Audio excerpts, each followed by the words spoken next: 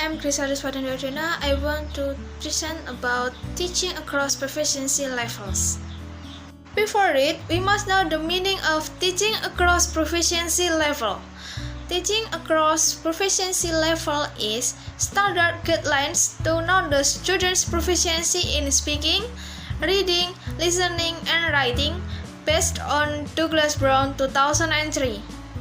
There are 3 levels in teaching across proficiency level. First is beginning, second is intermediate, the last is advanced. Okay, for beginning levels, listening and speaking, there are communication assignments that give the meaning and authenticity function. Okay, that's mean, for example, the teacher gives the listening material about introduction between two persons or conversation between two persons. Then the student, as they're speaking, the student imitate like the material. For example, the students can in teamwork to conversation based on the listening material. Okay, for reading and writing, there are simple material and real-life materials consider their literacy in their own native language. That's mean, for example, the teacher gives the material about students' daily activity or students' holiday. Then, students read the materials. Then, the teacher asks to the students to make their daily activity or their experience during holiday.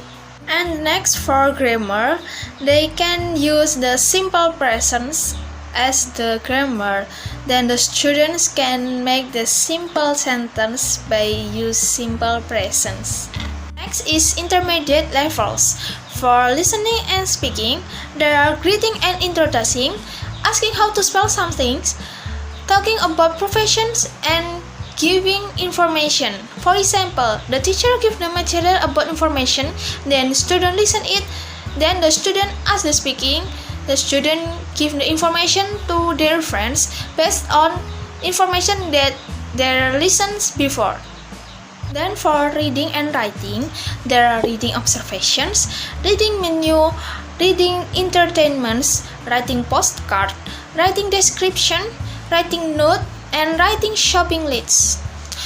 Then from it, for example, the teacher gives the material about reading observation, for example, reading journal. Then the teacher also gives the material about description something. Then the teacher also can ask the student to writing descriptions about something, for example, animals or professions, and so on. Then there are grammar, use subject pronouns, present tense, adjective, adverb, also question. Then the teacher asks the students to make the simple sentence, use adjective, adverb, subject pronouns, present tense, or also the teacher can ask the student to make questions, simple questions. The last is advanced levels. For listening and speaking, students can focus more carefully on all the sociolinguistic nuances of language. Pragmatic constraints sometimes occur. From that, it means that students also can make the mistakes.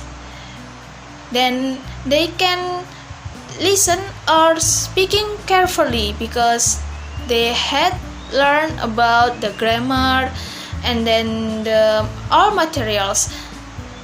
Then for reading and writing, there are progress to native speakers' competence, critical reading interpretation.